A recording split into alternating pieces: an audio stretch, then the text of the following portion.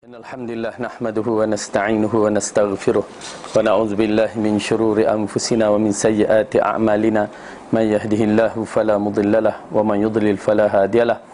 Asyhadu an la ilaha illallah wahdahu la syarikalah wa asyhadu anna Muhammadan 'abduhu wa rasuluh. Amma ba'du fa inna khairal kalami kalamullah wa khairal huda huda Muhammadin sallallahu alaihi wasallam.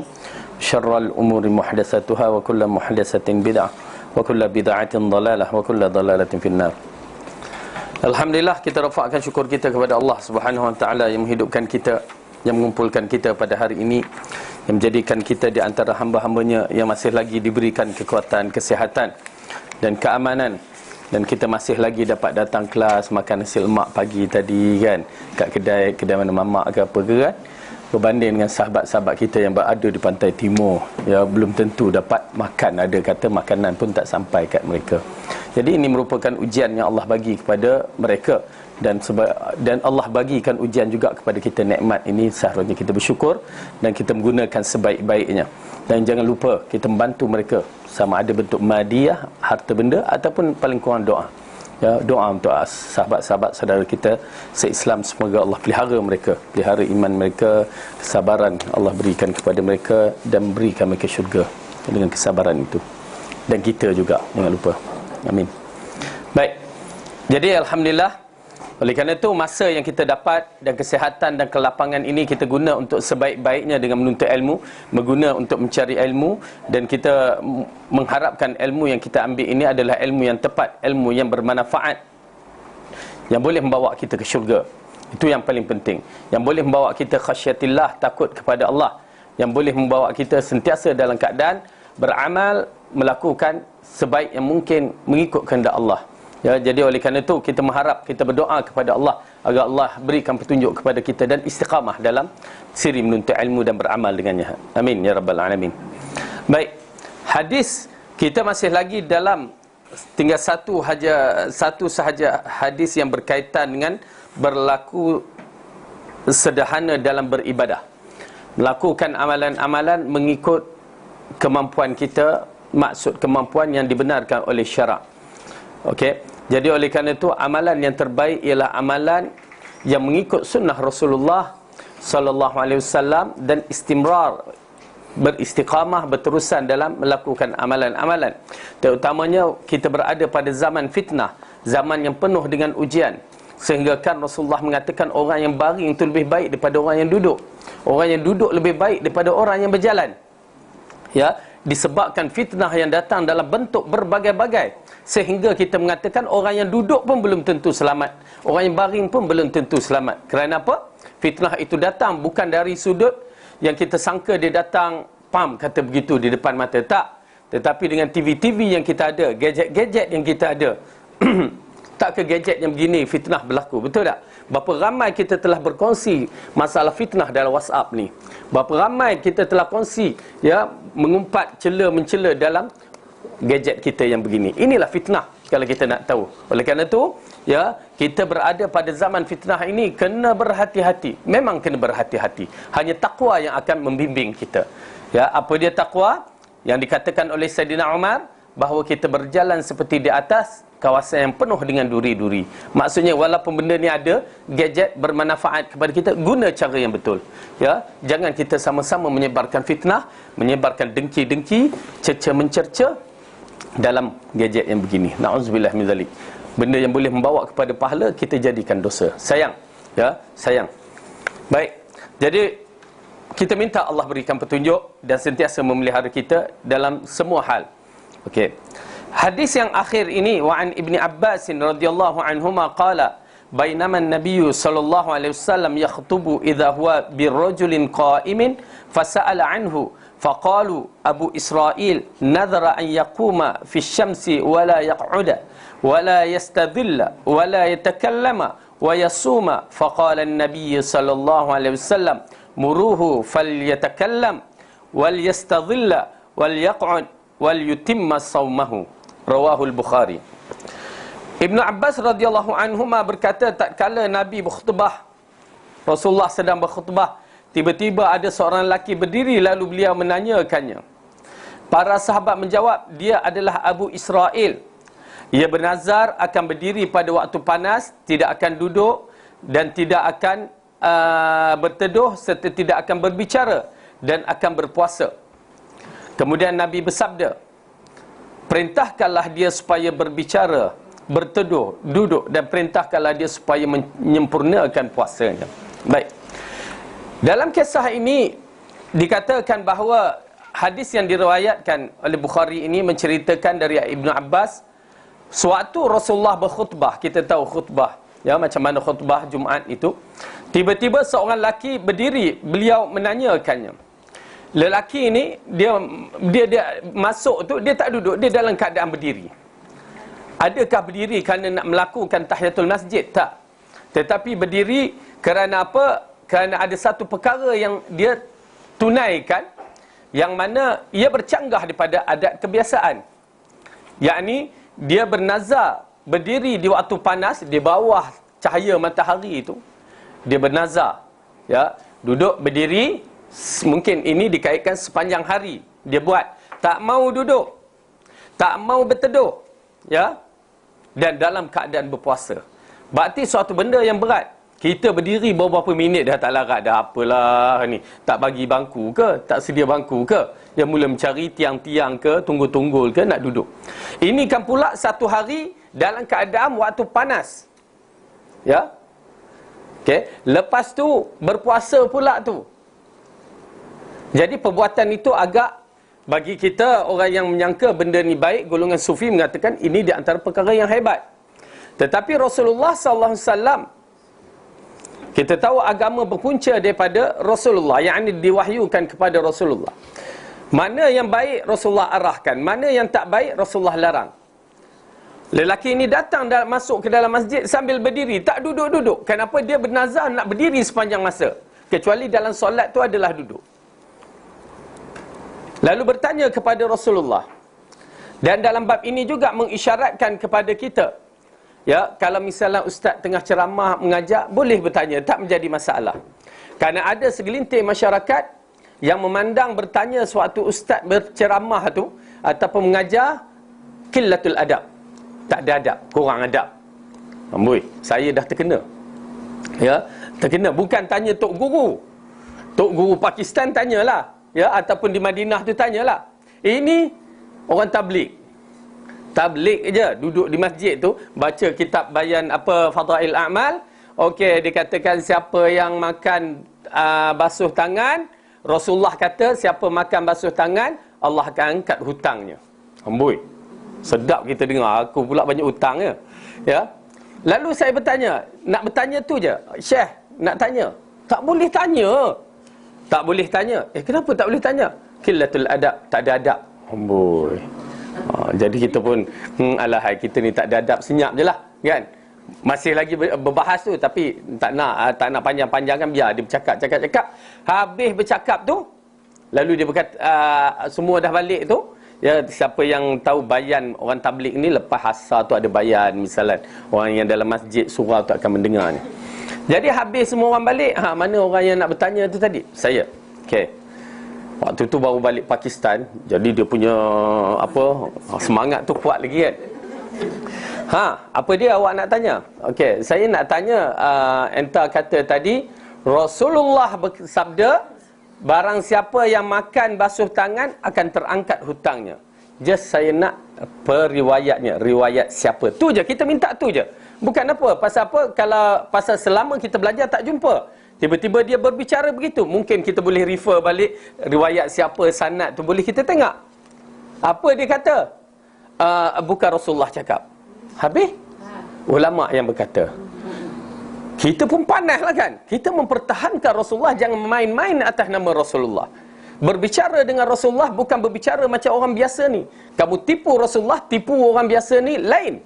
Tipu Rasulullah agama. Lalu berlaku perdebatan di situ. Tadi ramai orang awak kata Rasulullah, tiba-tiba sekarang ni saya berdua awak kata ulama. Macam mana ni? Kan kita keluarkan hadis apa semua, akhirnya berlaku, ya, tikaman lidah di situ, ya. Mudah-mudahan Allah bagi petunjuk. Cuma nak menceritakan dalam bab ini, ya, bahawa kalau tengah berceramah tu tak menjadi masalah tanya. Cuma mungkin bila tengah ceramah tu tanya soalan yang cepu mas, dia jadi orang kata terkantoi. Bahasa moden kita guna pula. Maksudnya dia jadi tu macam terkejut, dia terpotong idea. Itu mungkin. Tapi janganlah bagi soalan cepu mas. Soalan yang berkait-kait tu tak apalah. Ini soalan cepu mas, letih. Okey, cuma nak menceritakan dalam bab ini dibenarkan bertanya. Waktu apa saja dalam bentuk, terutamanya kita nakkan ilmu.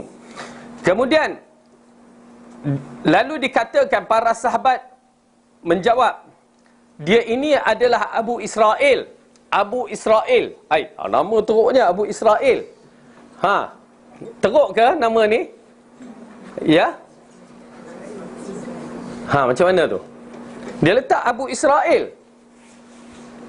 Sahabat ni. Ya. Betul ke nama tu? Ke silap tulis ke apa?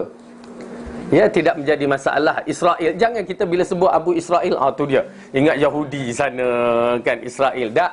Israel asalnya ialah nama kepada Nabi Yaqub. Gelaran kepada Yaqub Israel. Jadi gelaran tu Abu Israel tu betul. Okey. Tapi ini diambil gelaran Abu Israel.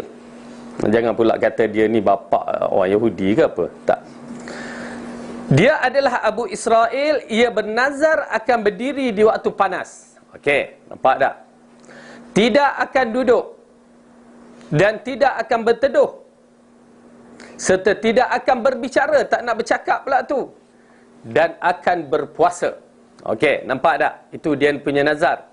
Lalu Rasulullah membetulkan kaedah itu, bahawa itu ghulu namanya, melampaui batas berlebih-lebih dalam melakukan nazar, ya, ataupun melakukan azam. Ya, kadang-kadang kita merajuk tak nak bercakap dengan orang tu. Tak boleh. Ya. Okey, apa dia? Kemudian Nabi SAW bersabda, perintahkan dia supaya berbicara, kerana berbicara silaturahim. Penting. Hubungan baik.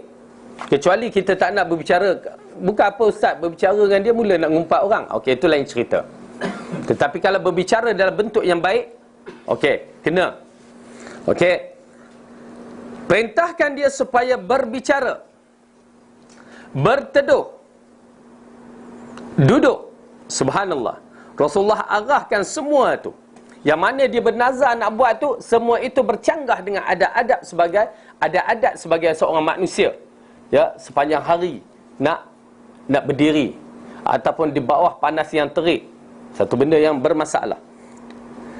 Duduk dan perintahkan dia puasa tu sambung, tak apa. Ya, puasa tu teruskan.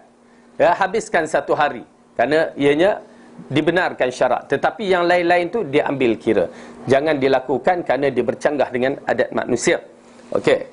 Jadi dalam hadis ini Rasulullah menjelaskan pada kita bahawa nazar janji ada yang mengandung ketaatan dan ada yang tidak.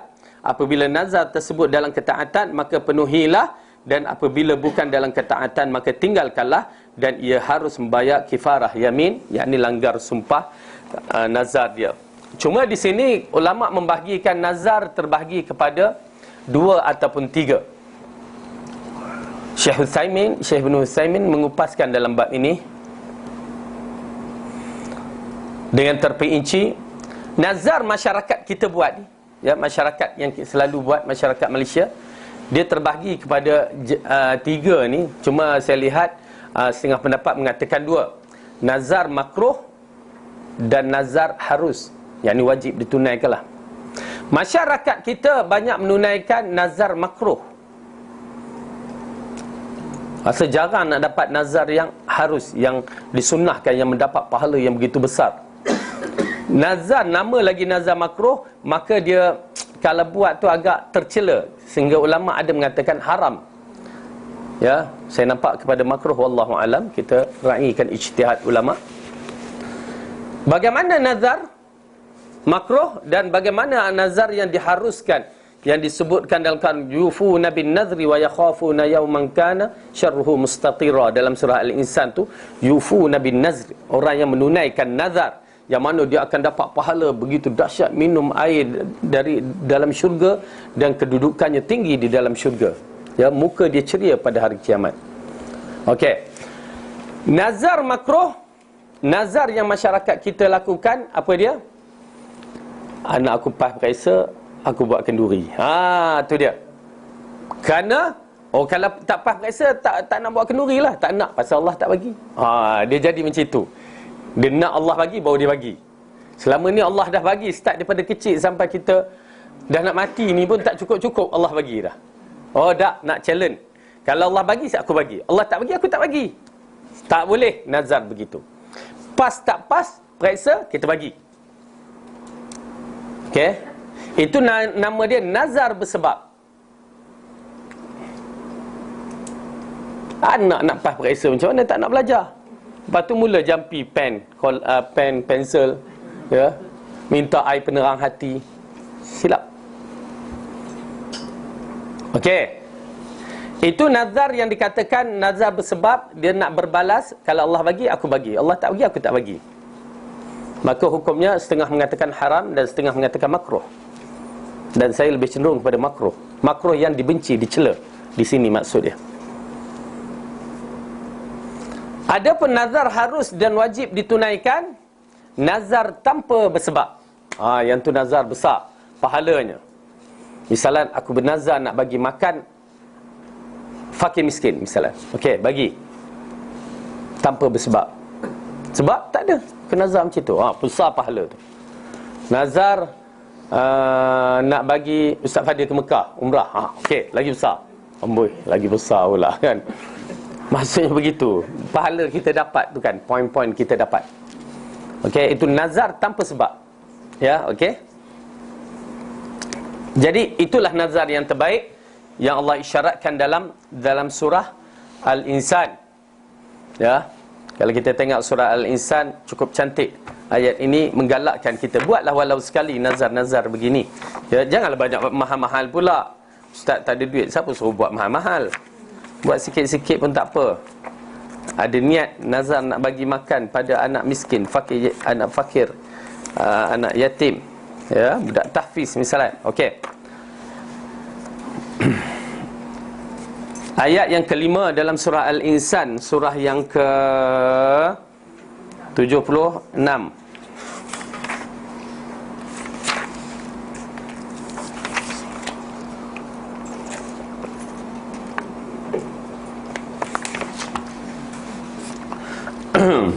Surah 76 ayat yang ke-5 kita mulakan. A'udzu billahi minasy syaithanir rajim. Innal abrara yashrabuna min ka'sin kana mizajuha kafura. Ainan yashrabu biha ibadullahi yufajjirunaha tafjira. Sesungguhnya orang yang berbuat kebajikan minum dari gelas berisi minuman yang campurannya adalah air kafur, yaitu mata air dalam syurga yang daripadanya hamba-hamba Allah minum, yang mereka dapat mengalirkannya dengan sebaik-baiknya. Okay, orang-orang yang berbuat kebajikan. Siapa dia? Yufuna bin nadri wa yakhafuna yawman kana syarruhu mustatira. Mereka yang menunaikan nazar dan takut akan suatu hari yang azabnya merata-rata di mana-mana. Pertama, sifat dia orang yang menunaikan nazar. Dan kedua, sifatnya orang yang beriman dengan hari yang menakutkan. Lepas tu yang ketiga, wa yut'imuna at-ta'ama 'ala hubbihi miskinan wa yatiman wa asira. Dan mereka memberi makanan yang disukainya kepada orang-orang miskin, anak-anak yatim dan orang-orang yang ditawan. Sifat seterusnya yang itu memberi makanan yang disukainya, ya, bukan yang paling dah tak habis, tak laku bisnes, kita bagi je lah. Silap. Yang disukainya, waktu paling dia suka, itu yang dibagi. Ataupun yang baru, yang kita rasa selesa untuk diberi makan. Itu dia. Okey. Kepada siapa? Orang miskin yang diutamakan, yatim dan tawanan. Tawanan kita dah tak ada, oleh kerana itu pahala itu hilang dah. Tinggal 2 lagi. Orang miskin, macam mana kategori miskin? Tu yang di mana tu? Di pantai timur sekarang tu, tengah tenat sangat tu, ya. Besar pahala kita beri. Bantu kawasan-kawasan banjir. Ya, orang macam ni bantu. Ya, subhanallah, ya. Sahabat-sahabat kita lakukan kerja amal, ya, dahsyat. Ya, sehari 2 ni masya-Allah sampai 5 lori 3 tan bawa barang sana. Tapi setengah masalahnya kita mengatakan setengah tempat tak dapat sampai, kan. Jangan salahkan orang-orang tertentu. Kita katakan, ya, tak sempat sampai disebabkan dia tak ambil kira begini. Jangan kita siapa untuk bicara bab-bab itu. Orang tu dah sedaya upaya cuba, ya, berbagai-bagai bentuk jalan berusaha untuk menyampaikan, tak sampai juga. Maka kena sabarlah dalam bab itu. Jangan kita pula menjadi pengkomen yang hebat. Ya, bagi berapa je beras kampit je, tapi nak bicara tu dia macam bagi satu gunung barang, kan. Tak boleh. Ya, kita kena husnuzan dalam bab-bab yang begini. Serahkan ilmu di sisi Allah. Okey. Kemudian apa dia? Dia bagi makan kerana apa? Innama nut'imukum liwajhillahi la nuridu minkum jazaa'an wala syukura. Sesungguhnya kami memberi makanan kepadamu hanyalah untuk mengharap keredaan Allah. Kami tidak menghendaki balasan dari kamu dan tidak pula ucapan terima kasih. Tu dia. Ya, kita hantar, okey. Apa ni? Banner besarkan sikit, ya. Ya. Kalau pertubuhan tu lain cerita. Pribadi pun itu semua lain cerita. Ya, kita tak tahu hati masing-masing, ya. Mungkin ada yang nak lari daripada income tax apa semua, wallahu a'lam. Tapi kalau niat tak baik, ya, niat semata okey, mudah-mudahan keluar surat khabar, bolehlah dapat sikit pangkat datuk ke datin ke, kan. Okey, ataupun bolehlah dapat tender lepas ni. Itu semua niat-niat yang tak baik. Tetapi kalau dia untuk lari daripada income tax, kita raikan, ataupun dia ada tujuan dakwah, kita raikan. Ya, kita tak kata apa-apa. Cuma bagi mereka niat yang tak baik, maka ada masalah. Kenapa? Allah dah mengatakan dalam bab ini, dia memberi sedekah ini, ya, semata-mata takut kepada azab Tuhan. Mana kami memberi makanan kepadamu hanyalah untuk mengharap keredaan Allah, dan kami tidak menghendaki balasan dari kamu, dan tidak pula mengucap ucapan terima kasih. Dahsyat orang yang boleh buat begini, dahsyat. Ucapan terima kasih pun tak nak. Ini di antara bentuk sedekah-sedekah yang dikatakan sedekah sembunyi. Sedekah sembunyi, orang nak cakap terima kasih pun tak tahu kat siapa nak cakap. Dan ini di antara sifat-sifat orang. Dia sedekah terang-terangan ada pahala dia tersendiri, sedekah sembunyi-sembunyi pun ada pahala dia tersendiri. Okey. Kemudian Allah mengatakan ayat yang ke-10, inna nakhafu min rabbina yawman abusan qamtarira. Sesungguhnya kami takut akan azab Tuhan kami pada suatu hari yang di hari itu orang bermuka masam penuh kesulitan. Fawaqahumullahu syarra dzalikal yaumi wa laqahum nadratan wa surura. Maka Tuhan memelihara mereka dari kesusahan hari itu, dan Ia memberikan kepada mereka kejenihan wajah dan kegembiraan di hati. Tuan-tuan dan puan-puan, ini satu isyarat yang paling besar yang perlu kita lihat elok-elok. Bila Allah mengatakan Allah memelihara mereka di hari kesusahan pada hari itu, Allah pelihara kesusahan pada hari itu, yang mana tak ada siapa yang dapat memelihara kita. Hanya tunaikan nazar, bagi makan, dan ada perasaan takut pada hari akhirat. Itu je Allah bagikan dengan kehebatan yang dahsyat. Orang bermuka masam pada hari yauma tabyaddu wujuhu wa taswaddu wujuh. Pada hari Allah ceriakan seorang itu, putih mukanya dan hitamkan mukanya.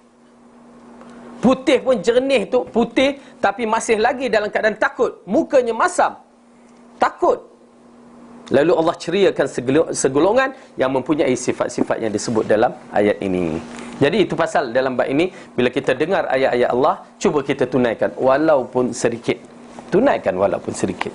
Ya, kalau banyak alhamdulillah, kalau tak, sedikit pun, paling kurang kita telah melakukan salah satu amalan yang boleh membawakan ceria dalam diri kita.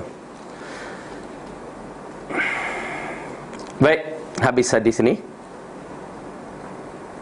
Jadi jelas kepada kita, ya, ada adab bernazar pun ada adab dia. Tidak boleh seorang itu bernazar ikut suka hati dia tanpa melihat kepada hukum syarak ataupun syarak yang membenarkan cara bernazar mengikut apa yang Rasulullah arahkan. Baik. Bab seterusnya, bab yang ke-15, al-muhafazah 'ala al-a'mal. Bab memelihara ataupun istiqamah dalam beramal. Yang ini berterusan amalan. Bab ini menjelaskan pada kita bahawa manusia harus seimbang dalam ketaatan tanpa berlebihan dan sentiasa menjaga ketaatan. Ya, seimbang dalam ketaatan tanpa berlebihan. Bukan berlebihan macam mana, sekali buat, Masya Allah aku nak tahajud hari ni, start pukul 1 malam sampai Alhamdulillah sempurna pada hari ni, esok belum tentu pula. Itu maksudnya tak seimbang. Dia buat start pukul 1 sampai subuh, kali esoknya terus subuh je buat. Itu pun kalau tak lebuh. Okey. Jadi oleh kerana itu seimbang. Okey, pukul berapa? Pukul 5 bangun, pukul 5 bangun, pukul 5 bangun. Okey, Alhamdulillah. Tiap-tiap hari dia buat. Kau nak lebih sikit, dia awalkan sikit, 4.5, dia naik peringkat-peringkat, di istiqamah dalam bentuk yang begini. Yang begitu Allah suka. Ya, kerana istiqamah tu. Bak kata orang jangan hangat-hangat tai ayam. Macam mana hangat tai ayam tu ya? Tak tahu, tak pernah cuba. Cubalah pegang. Ya. Kejap jangan. Ini kaedah orang tua dahulu, dia penuh, dia dah cuba, dia tahulah. Hangat mula tai ayam tu, lepas tu dah habis. Kerana menjaga ketaatan merupakan dalil akan kecintaannya pada ketaatan. Dan amalan yang paling dicintai Allah adalah yang terus-menerus walaupun sedikit. Apabila setiap manusia menjaga setiap ibadahnya dengan harus terus melaksanakannya, maka itu sebagai dalil akan kecintaan pada kebaikan. Maksudnya kalau dia berterusan jaga amalan dia, itu tanda orang tu ya suka kebaikan. Begitu juga kalau orang tu terus dengan kejahatan, berarti dia suka dengan kejahatan. Okey, na'udzubillah min zalik. Minta Allah lindung kita jangan terbuka hati untuk cinta kepada kejahatan. Imam An-Nawawi mengetengahkan dalam ayat surah Al-Hadid, surah yang ke-57,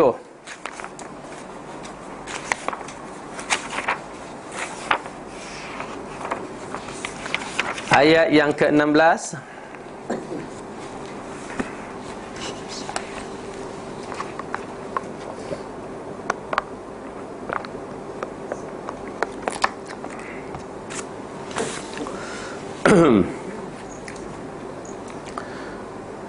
A'udzu billahi minasy syaithanir rajim. Alam ya'ni lil ladzina amanu an takhsha'a qulubuhum li dzikrillah wa ma nazala minal haqqi wa la yakunu kal ladzina utul kitab ولا يكونوا كالذين أوتوا الكتاب من قبل فطال عليهم الأمد فقست قلوبهم وكثير منهم فاسقون. Belumkah datang waktunya bagi orang-orang yang beriman untuk tunduk hati mereka mengingati Allah dan kepada kebenaran yang telah turun kepada mereka, dan janganlah mereka seperti orang-orang yang sebelumnya telah diturunkan Alkitab kepadanya. Kemudian berlalulah masa yang panjang atas mereka, lalu hati mereka menjadi keras, dan kebanyakan di antara mereka adalah orang-orang yang fasik. Okey. Ayat ini mengingatkan kita bagaimana sifat di kalangan ahlul kitab. Yang Allah turunkan Alkitab, tiba-tiba mereka boleh terpesong. Kenapa? Kerasnya hati mereka, tak mau menerima kebenaran dan menerima berbagai fahaman yang silap. Kita melihat dalam bab ini, kita berada di akhir zaman, telah berlaku semuanya. Apabila Rasulullah SAW mengingatkan kita tentang Yahudi akan berpecah kepada 71 golongan dan Nasrani berpecah dengan 72 golongan dan umat Islam berpecah 73 golongan. Ya, dahsyat. Nasrani yang jaraknya di antara Nabi Isa dengan Rasulullah setelah Nabi Isa diangkat ke langit tak lama, 650 tahun, telah berpecah sebanyak 72 golongan. Kita ni setelah wafat baginda berapa jaraknya? 1400 tahun. Ya, 1400 tahun lebih kurang. Kita telah meninggalkan Rasulullah, dah berpecah kepada 73 golongan. Jauh tu jarak dia. Oleh kerana tu kita berhadapan dengan masalah yang besar sekarang ini.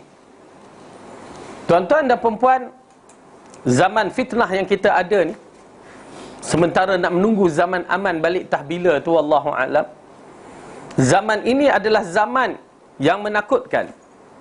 Orang-orang penyeru-penyeru ke pintu neraka jahanam sedang memanggil kita dengan makan jubah, serban, berjanggut, berpurdah, apa lagi, sifat-sifat sebagai seorang Islam yang hebat muncul.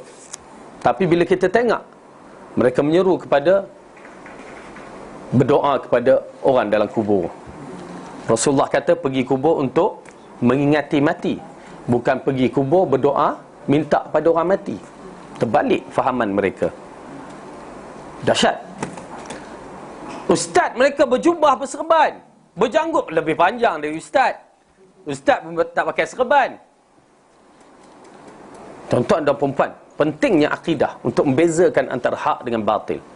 Mereka menyeru Quran juga, Al-Quran, Al-Hadis mereka gunakan. Penafsiran dia, tang situ je yang kita tak nampak. Kalau kita tak belajar Quran dan Sunnah, penafsiran 3 kurun terbaik kita tak akan faham. Kita nampak, betul ustaz apa yang dia cakap. Dia nak doa pada kubur tu, penuh dengan dalil-dalil tu, dia siapkan, prepare. Nak minta kepada mayat tu, dia prepare habis dah. Itu yang dia lawan dengan dalil-dalil. Tetapi masalahnya dalil kedudukan hadis tak sahih. Satu. Subhanallah, dahsyat ya. Tarikat-tarikat yang dibawa oleh orang-orang ni membawa fahaman dengan zikir-zikir yang tak ada dalil. Dia pergunakan dalil juga, hadis-hadis sahih, tapi maksud dia lain. Itu pasal saya katakan kefahaman Al-Quran dan Sunnah mesti 3 kurun terbaik baru selamat. Ni pada awal nak sambut bulan tahun baru ni, dikatakan nak dibuat ya di dataran Merdeka 200,000 untuk hanya berselawat, menyanyi-nyanyi. Tu bagi 200,000 dekat orang yang di pantai timur dengan pantai barat yang banjir sekarang, confirm dapat pahala. Saya katakan confirm dapat pahala. Bukan sedikit pahala tu, besar pahala. Daripada dibuat begitu, dah memang clear ada penentangan, tak jelas kedudukannya, lagi keadaan yang na'udzubillah ada unsur-unsur syirik, confirm dapat dosa. Ustaz Fadil ni live ni ustaz, kena duit apa? Kita ada Allah. Baik. Jadi oleh kerana itu dalam bab yang begini kita kena berhati-hati. Tuan-tuan dan puan-puan, saya nasihat kerana saya melihat satu fenomena yang berbahaya sekarang ni. Kita menilai manusia hanya pada jubah dan serban, pada bahasa-bahasa Arab yang dia berkata-kata, tanpa kita menilai daripada usul yang seperti mana Imam Asy-Syafi'i mengatakan kepada akidah, kepada kefahaman Al-Quran dan Sunnah. Ya, kalau kita biarkan, kita akan termasuk dalam golongan 73 tu, 72 yang sesat. Kalau kita pun ikut sama, maka berhati-hati. Ini satu wasiat, satu peringatan. Ya, kerana akhir zaman akan timbul fitnah yang lebih besar yang saya katakan hadis permulaan tadi, orang yang duduk lebih baik daripada orang yang berdiri, orang berdiri lebih baik daripada orang yang berjalan. Rasulullah kata begitu. Pagi mukmin, petang kafir. Petang mukmin, paginya kafir. Yani petang tu, pagi tu nampak sebagai seorang yang beriman, yang melakukan solat. Lepas tu petang tu buat benda-benda yang bercanggah dengan Quran dan Sunnah. Begitulah tiap-tiap hari berlaku sehingga munculnya Dajjal. Dan bila munculnya Dajjal, siapa boleh confirmkan Tak ada siapa yang mampu untuk confirmkan dekat ataupun jauh. Tapi kita melihat tanda-tanda yang Rasulullah katakan, tanda-tanda kiamat, munculnya nabi-nabi palsu yang sampai yang ke-30. Maka itulah dia Dajjal. Sekarang kita kira tak berapa orang nabi palsu? Tak kira. Kalau tahu kita kira, kita akan nampak dah lebih daripada 25 dah lebih. Dah tinggal berapa aja. Itu belum masuk Rasul Melayu Kahar tu. Dah 26. Yang di Indonesia muncul lagi. Ya, pakcik tukang potong rambut je mengaku Nabi. 27. Dah tinggal berapa? Oleh kerana itu, pengiraan itu amat penting untuk kita menyaksikan. Yahudi dah begitu giat untuk tanam pokok gharqad. Ya, untuk bersiap sedia peristiwa akhir zaman. Kita tak siap lagi. Waktu bila kita bersiap? Waktu nak raya, siap sedia dengan baju-baju raya, kuih raya. Ya, kita banyak terlalai dalam bab-bab yang begitu. Okey? Jadi ingat, peristiwa akhir zaman pertembungan yang dahsyat. Bagi saya memang nafsi-nafsi, saya sendiri kena lepaskan diri saya di depan Allah, ya, kena tambahkan ilmu, kena mantapkan ilmu. Ya, tuan-tuan dan puan-puan, alhamdulillah duduk belajar kat sini, mantapkan ilmu juga. Ya, mantapkan ilmu. Jangan biarkan, jangan ikut kata orang. Biarkan orang nak kata, katalah. Bagi saya dalam percaturan ni, kita dah lama hidup belajar. Ya, orang akan kata kita berbagai ucapan-ucapan. Agak-agaknya orang kata kita agak, orang kata kecil-kecil dulu. Lokek tak? Lokek. Apa lokek? Pap orang kata agak pun bila orang kata kita ni, kamu tu begini, jatuh dak hidung kita? Tak jatuh, okey kan? Pop kata apa, hilang tak apa mata kita? Tak ada. Okey, teruskan jalan, peduli apa orang nak kata. Ya, dah orang pun cop kita termasuk dalam 32 golongan orang-orang yang dibaginya gambar. Alhamdulillah, kita katakan paling kurang kita dah dapat satu sifat yang Rasulullah bawa. Rasulullah pernah dikata gila. Adakah Rasulullah gila? Tak gila. Rasulullah dikatakan berbagai perkataan dan dihina, disepak terajang, diambil tai perut binatang tu diletak di belakang waktu sujud. Kita belum sampai begitu, kan? Lantaklah orang nak kata apa pun. Dan mudah-mudahan apa yang penting bagi kita, apa yang Allah kata. Okey. Jadi dalam ayat ini Allah menceritakan ahli kitab dia telah menjadi perkara yang berbahaya kepada mereka setelah lama ditinggalkan, maka akhirnya mereka tersesat. Oleh kerana itu, tuan-tuan dan puan-puan, iltizam berjemaah penting. Misalnya di tempat kita belajar ni, iltizam menuntut ilmu, jangan putus. Saya katakan, jangan putus dengan ustaz-ustaz. Kenapa? Kalau kita putus cukup seminggu, kita putus dah rasa lain macam. Ya, amalan kita dah nampak prestasi dah menurun. Betul tak? Ya, oleh kerana itu teruskan datang. Kenapa iman perlu diperbaharui, tetapi bukan macam konsep tabligh kena keluar. Ya, ialah kita keluar pergi menuntut ilmu. Itu dia. Ya, ta'allamna imana qabla nata'allama al-Quran. Kata Ibnu Abbas, kami belajar iman sebelum kami belajar Quran. Bila kami belajar Quran, summa ta'allamna al-Qur'ana fazadana, maka bertambahlah iman kami.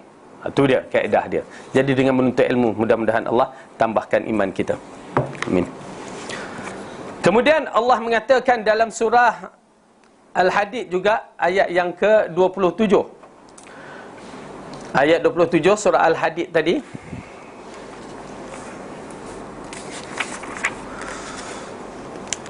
Summa qaffayna ala atharihim birusulina wa qaffayna bi Isa ibn Maryam wa atainahu al-injil wa ja'alna fi qulubil ladina ittaba'uhu ra'fatan wa rahmah wa rahbaniyatan ibtada'uha ma katabnaha 'alaihim illa ibtigha'a ridwanillah fama ra'awha haqqa ri'ayatiha fa'atayna alladhina amanu minhum ajrahum wa katsirum minhum fasiqun. Kemudian kami iringkan di belakang mereka rasul-rasul kami, dan kami iringkan pula Isa putra Maryam, dan kami berikan kepadanya Injil, dan kami jadikan dalam hati orang-orang yang mengikutinya rasa santun dan kasih sayang. Dan mereka mengada-adakan rahbaniyah, padahal kami tidak mewajibkan kepada mereka, tetapi mereka sendiri yang mengada-adakannya untuk mencari keredaan Allah. Lalu mereka tidak memeliharanya dengan pemeliharaan yang semestinya. Maka kami berikan kepada orang-orang yang beriman di antara mereka pahalanya, dan banyak di antara mereka orang-orang yang fasik. Okey. Dalam ayat ini menceritakan bagaimana segelintir kaum Nabi Isa ataupun orang Nasrani telah lari daripada jalan dia. Ya. Yakni dengan adanya sifat rahbaniyah. Rahbaniyah, rahib. Dikata rahib. Maksudnya mereka menghalangkan dari sifat manusia. Misalnya tak kahwin, kan? Rahib-rahib tu. Ataupun apa lagi yang dibuat. Yang mana dia berlaku di kalangan golongan-golongan Sufism. Kononnya di atas dasar untuk mendekatkan diri takarrub dengan Allah. Yang pernah dibuat betapa dalam gua. Apa lagi yang dibuat?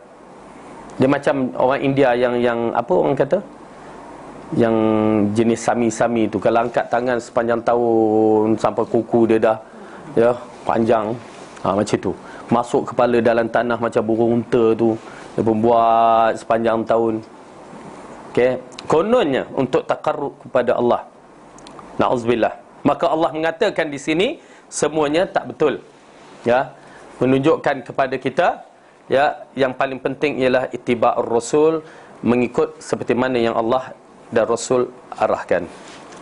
Dan ayat berikutnya surah An-Nahl, wala takunu kallati naqadat ghazlaha min ba'di quwwatin ankasa.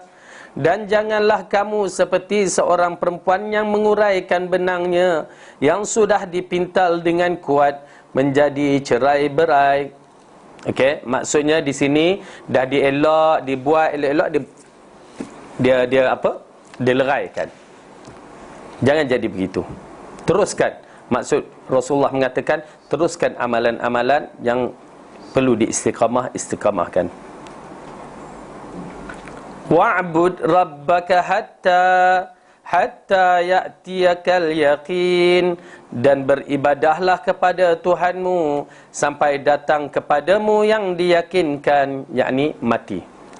Okey, al-yakin di sini maksud dia mati.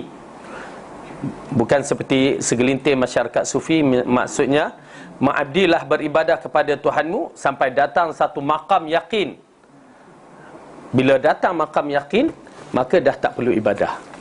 Itu yang jadi sembahyang pakai niat. Dah, okey, cukuplah.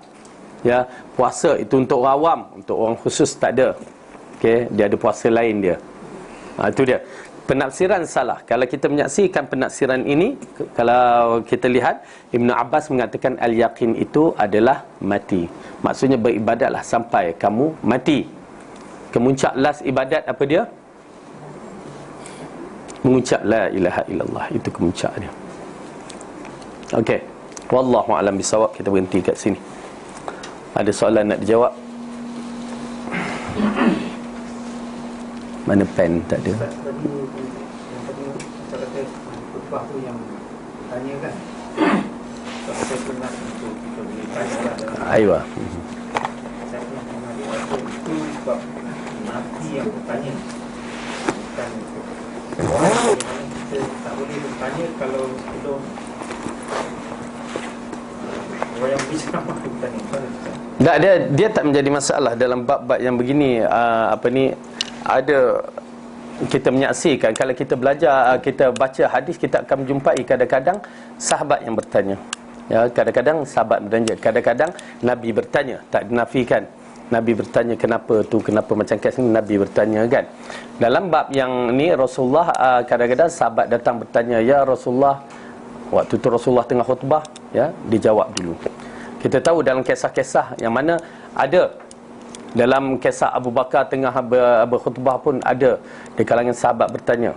Jadi semua itu tak menjadi masalah, teknikal je.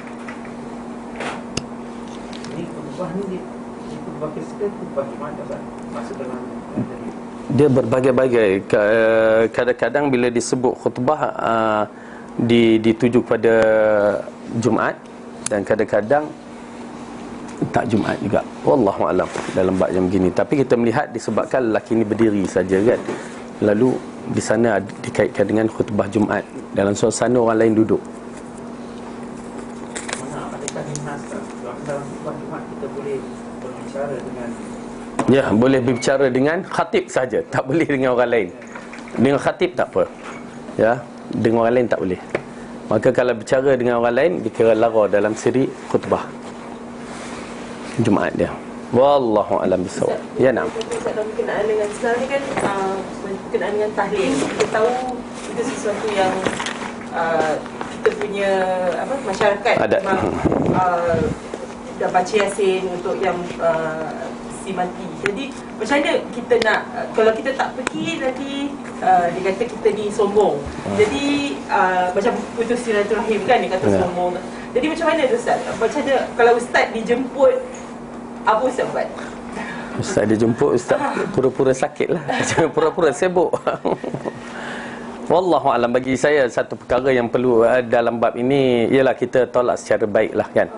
Mungkin disebabkan kejahilan, dia tengok kepada iman masing-masing. Siapa yang mampu tak pergi, ya, dia ada mampu tak pergi dan dia boleh berhujah dengan baik, alhamdulillah.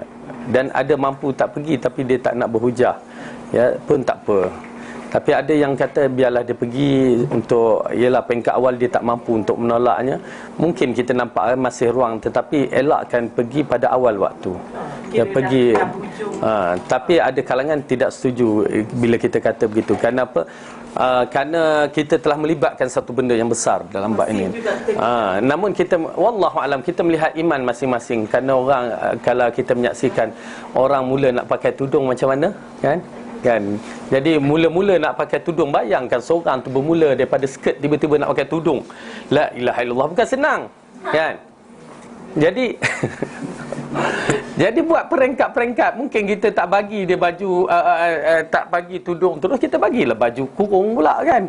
Dia bagi baju kurung, step, dia naik peringkat-peringkat untuk dia meninggalkan benda tu. Mungkin di situ kita nampak ada yang mungkin dia kata saya terpaksa juga pergi. Okey, wallahualam, atas husnuzan kita, tak apalah awak pergi, tapi cuba dapatkan waktu yang terakhir. Ya, waktu terakhir, yang ni waktu makan lah tu, kan. Maksudnya peringkat-peringkat, jangan sampai kata, dan bila dah dia ada kekuatan, maka di situ kita katakan kalau boleh elakkan. Ya, pasal kita tahu konsep orang pakai tudung. Takkanlah Kak Zarina nak bagi orang pakai, mula pakai tu, dia belum lagi tanggal skirt dia tu, terus bagi tudung macam telkung. Larilah kawan tu, kan. Jadi kita bagi sikit perubahan manusia berperingkat-peringkat. Oleh kerana itu, ya, kita dah bicara bab dakwah, kena bersabar dan kena sentiasa berdoa dan sentiasa dalam keadaan jangan melari ke orang, ya, penting sangat. Wallahu alam. Ada apa lagi? Ya, 6 Kak. Ada fatwa kan yang negeri yang keluarkan, tapi di peringkat Malaysia macam kebangsaan tak keluar. So ini argument dengan seorang ustazah lah. So dia kata yang keluar tu bukan fatwa kebangsaan, fatwa negeri. Negeri ni masing-masing suka hati dia buat. Tapi kita kata bila kita tengok itu memang ada hadis dan dalil yang menjurus kepada fatwa tu. Cuma kita bukan kata dia buat salah, cuma kita kata boleh kita buat perubahan. Lepas tu kita kata pasal sunnah. So dia kata dulu Rasulullah naik kapal terbang tu. Ustaz, benda macam tu kadang-kadang kita rasa macam seorang ustazah berdebat dengan kita yang jahil ni. Macam tu saya rasa macam, ya Allah, kenapa lah ustazah ni naik angin semalam dia naik angin. Yang kita buat benda-benda macam ni nak tegur tu, yang orang buat maksiat tu kau kenapa tak tegur. Dia cakap macam tu. Jadi kadang-kadang kita rasa macam alamak sedihnya ustaz. Sabarlah pasal walaupun ustazah bukan dia tu alim, sebenarnya kadang-kadang ustazah pun jahil juga. Ya, dia bukan manusia yang perfect. Kesilapan. Bagi berdakwah tak, dia memberi ceramah-ceramah juga di masjid. Walau kalau hatta kalau dia berceramah dan TV pun kita katakan kalau dia dah tak betul lah. Cuma sabar je lah nak berhadapan. Walaupun dia boycott kita lah, tak apa. Tahan mesej tu akan spread dekat kita punya. Alhamdulillah Kak, kita dapat pahala dah. Kita dah mula dakwah cara Rasulullah dah. Janji Kak naik angin tak? Tak. Alhamdulillah. Yang penting kak jangan naik angin. Tak ada. Dia naik angin. Sebab dia punya argument tu macam kebudak-budakan tu. Saya rasa Allah. Yang penting kita jangan naik angin. Dalam siri pendakwah jangan naik angin. Tapi tak apa naik kapal terbang. Ya. Tapi dah takut juga naik kapal terbang jatuh apa hal. Macam mana yang ni? Kapal terbang tak tahu lagi. Hilang. Wallahu alam. Hilang lagi. Ustaz, Ya nam. yang Ustaz kata macam Dajjal tu kan, Aywa. nak tanya mungkin ke macam bentuk macam dia kata tadi ustazah ke, macam dia kan ajak agama Ya, kita melihat Dajjal ini dalam bentuk seorang syekh. kan bentuk dalam ustaz. Saya lihat wallahu alam melalui apa yang kita baca dari hadis-hadis, ya, berdalilkan yang kuat. Rasulullah mengatakan jika aku hidup aku yang akan berhujah. Kalimah hujah tu dikatakan maksud dia akan menggunakan segala dalil-dalil yang nampak seperti agama kita juga, macam ahli kitab kan, agama wahyu, agama samawi. Pertemuan berlaku dengan Rasulullah berhujah dan akhirnya hujah Rasulullah menang. Dan kemuncak hujah Rasulullah tak mampu, ya, ingat ya, bila sampai satu tahap dia berdiri macam Nasrani Najran, dia berdiri tegas, Rasulullah tak mampu nak berhadapan. Allah turun ke ayat supaya bermubahalah. Mari kita bersumpah. Sumpah mubahalah di antara sumpah yang paling berbahaya, yang mana boleh bawa kepada kematian. Di situ baru mereka kalah. Nampak tak? Memang kita benar, tetapi mereka nak tonjolkan mereka juga benar. Dan begitu juga Dajjal nanti dia akan bertembung. Bukan main-main. Al-Quran ni, Syiah yang siapa nama tu, Abu Talib Al-Ja'fari tu, dia guna dalil daripada Quran juga. Golongan ahli bid'ah nak benarkan cara zikir mereka berguna dengan hadis juga. Nak kata apa? Oleh kerana itu kefahaman penting sekali Al-Quran dan As-Sunnah mengikut fahaman 3 kurun terbaik. Itu dia penafsiran 3 kurun terbaik. Itu je yang boleh mengalahkan hujah Dajjal dan hujah orang-orang yang berhujah dengan tak betul ni. Jangan ambil kefahaman kita tak mampu, tapi ambil fahaman 3 kurun yang terbaik mendapat jaminan ini. Itu sahaja yang dapat mengalahkan. Kalau kita bertembung dengan Dajjal, kita tak mampu, tetapi dengan ada fahaman 3 kurun yang terbaik ini, itu sahaja yang mengatakan nafsi, jiwa-jiwa kita ni mempertahankan iman kita. Oleh kerana itu kemunculan dia agak amat berbahaya, agak menakutkan. Pasal saya pun meneliti setiap aspek sekarang ni. Bila muncul seorang ulama tu, kita tengok sifat-sifat Dajjal tu, kita tengok akidah dia bagaimana. Apa-apa saya akan rujuk akidah. Itu kaedah yang diberikan oleh Imam Syafi'i rahimahullah. Tapi masalahnya kita tak belajar akidah ahli sunnah yang betul. Kita pergi belajar akidah yang lain. Kita belajar sifat 20. Itu bukan akidah ahli sunnah. Sifat 20 tak muncul pada zaman Rasulullah. Takkan Rasulullah tak betul? Dialah pengasas membawa ajaran kita. Kalau tanya pula bila muncul sifat 20, itu kita kena hafal semua tu. Ya, kena tahu bila muncul sifat 20 supaya kita dapat mempertahankan akidah yang dibawa oleh Rasulullah. Imam Syafi'i tak pernah hafal sifat 20. Pasal apa? Sebab sifat 20 muncul setelah Imam Syafi'i wafat. Habis betul ke? Akidah orang yang mengatakan siapa tak hafal sifat 20 tak sah solat, berdosa, silap kita katakan. Jadi kita kena kembali kepada akidah ahli sunnah wal jamaah yang betul, baru selamat. Pasal dalam hadis tu Rasulullah kata sesungguhnya Tuhan kamu tidak buta. Penting tu. Itu akidah tu, tauhid tu. Lepas tu Rasulullah kata kamu tak boleh lihat Tuhan kamu di bumi. Akidah tu. Ya. Pakai argument kalau ulama orang satu lahir tu, itulah.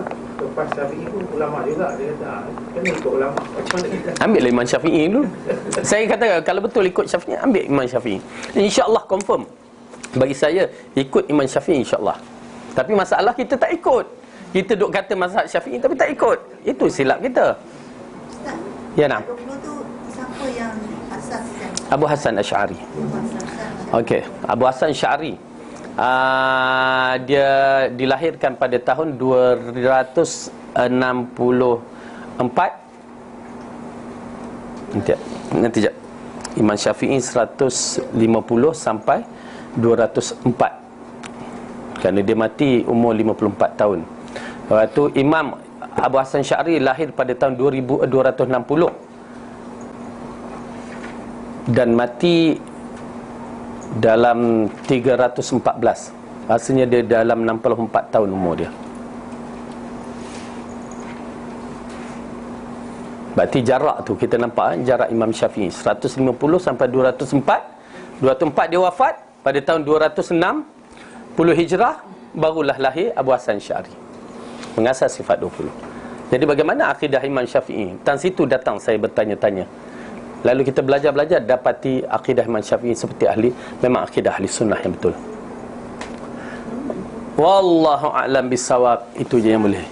Apa pendapat Ustaz tentang ni satu buku baru yang dikeluarkan oleh Syekhul Islam Profesor Dr. Muhammad Tahir Ul-Qadri berkenaan dengan Maulid Al-Nabi Celebration and Permissible. Macam mana dia letak Syekhul Islam pula tu?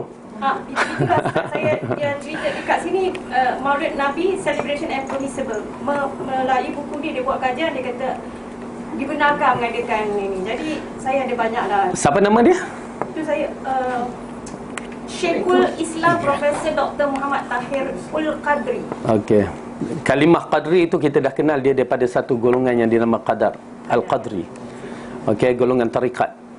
Dah kalau disebut golongan tarikat, letak Syekhul Islam ke apa kan. Dan dia memang Syekhul tak Islam, tak Islam lagi. Kita nampak ada penyelewengan. Dia pakai Minhajul Quran Publication. Nanti di sana Pakistan Ustaz. Jadi okay. Kita mengatakan dia apa yang dibawa tu tak betul. Saya baca pasal nama tu kita nampak dia nasabkan kepada Al-Qadri, itu kita dah tahu. Dia kalau kita nak tahu kadang-kadang pasal dalam buku tu, pertama kita tengok nama dia, siapa orang dia.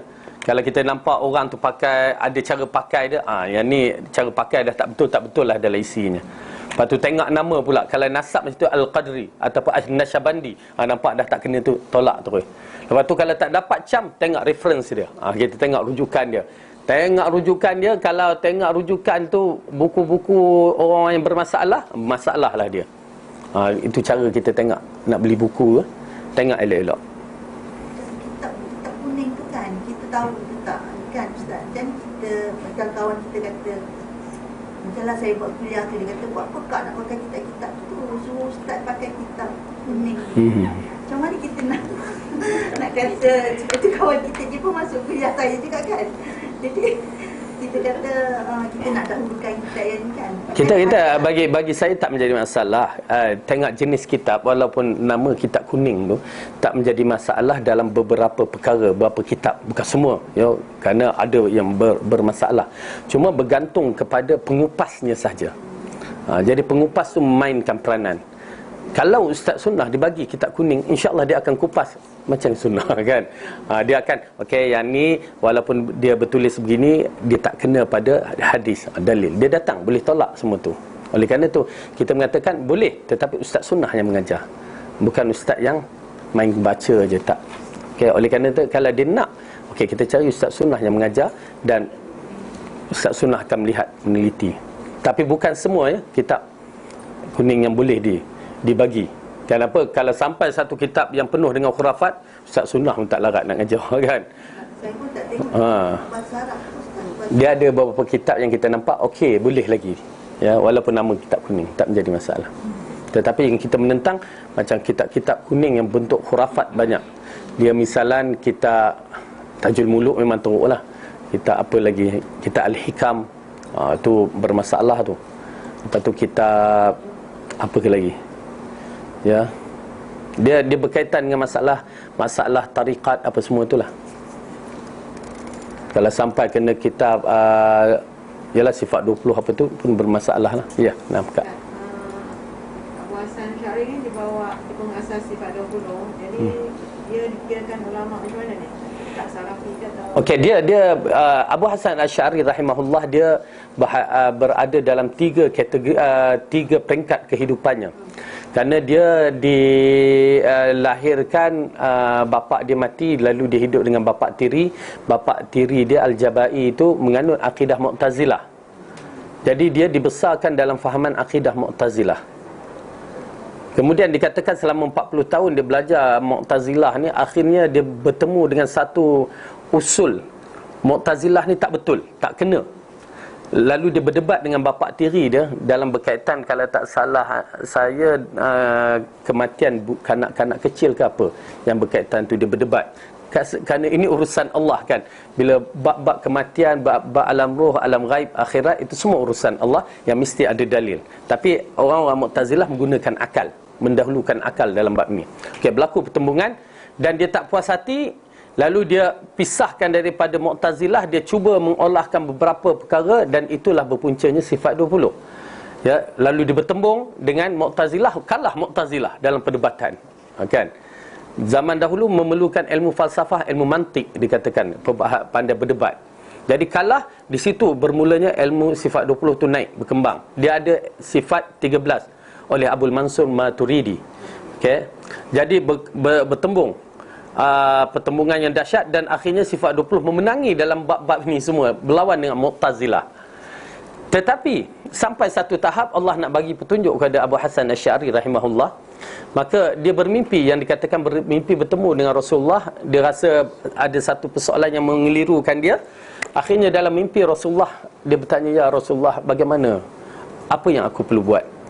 Lalu Rasulullah mengatakan, alaika bisunnati, hendaklah kamu di atas jalanku. Maksudnya, ya, macam Rasulullah kata, alaikum bisunnati, kan, hendaklah kamu di atas jalanku. Maka disitulah dia bangun tu, dia mula berfikir, dia cari, hitung balik, dan didapati akidah yang hampir mirip, yang dia nampak betul adalah akidah yang waktu tu Imam Ahmad masyhur, ya, menentang Mu'tazilah. Kita tahu kan tentang Al-Quran yang dikatakan makhluk tu.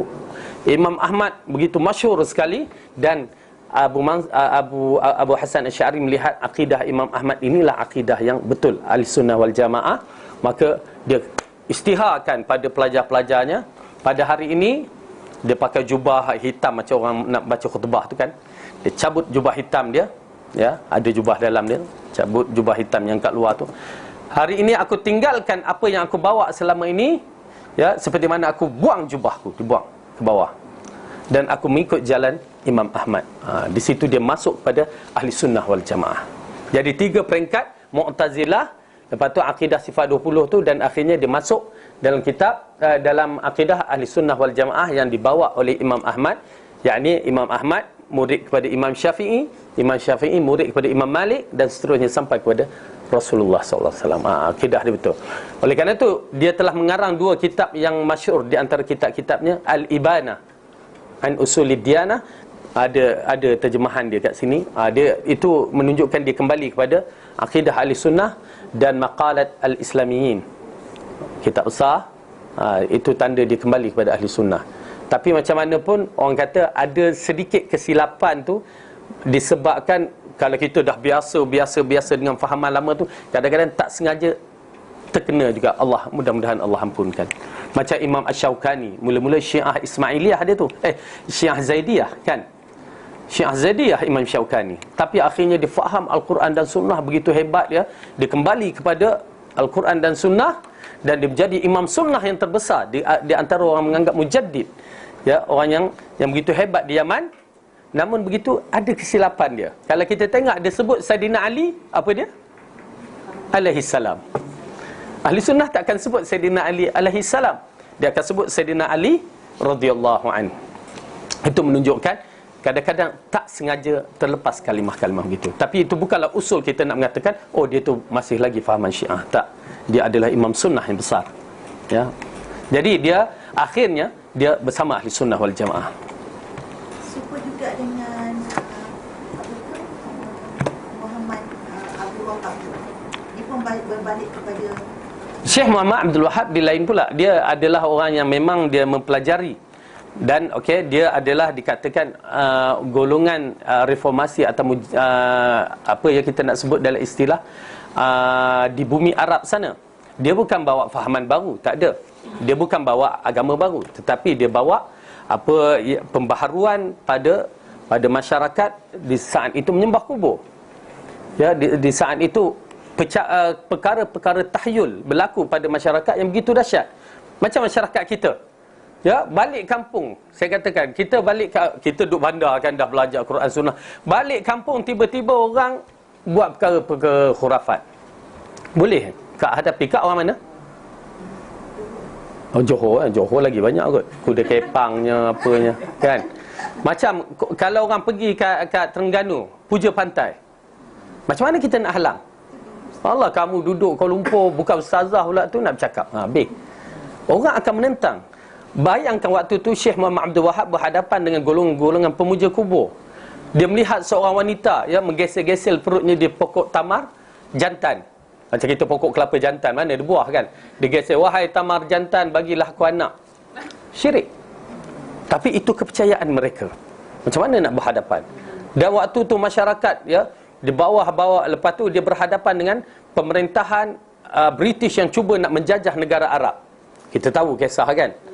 Agak-agak British nak menjajah Malaysia. Apa berlaku? Macam Datuk Maharaja Lela, macam Tok Gajah, Datuk Bahaman, siapa lagi?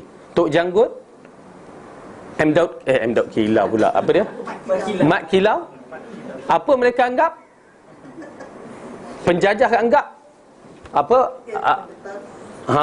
Penjajah akan menganggap pemberontak, orang yang begini, begitu, begini. Datuk Maharaja Lela dihantar ke Pulau Seychelles, kan? Kerana dia anggap orang begini. Begitu juga bila Syekh Muhammad Abdul Wahab menghentam penjajah, apa dia kata? Ini orang jahat. Jadi dia gunakan beberapa perkara untuk menghentam gerakan Syekh Muhammad Abdul Wahab. Dan masalahnya dia menggunakan orang-orang agama. Bila dia guna orang agama, disitulah puncanya. Ya, orang menggunakan kalimah-kalimah yang menyebabkan gelaran kepada dia, gelaran yang tidak baik. Sedangkan dia bukan bawa satu agama pun, tak ada apa pun dia bawa, melainkan tajdidkan balik, bangunkan balik manusia supaya sembah kepada Allah yang Esa. Wallahu alam.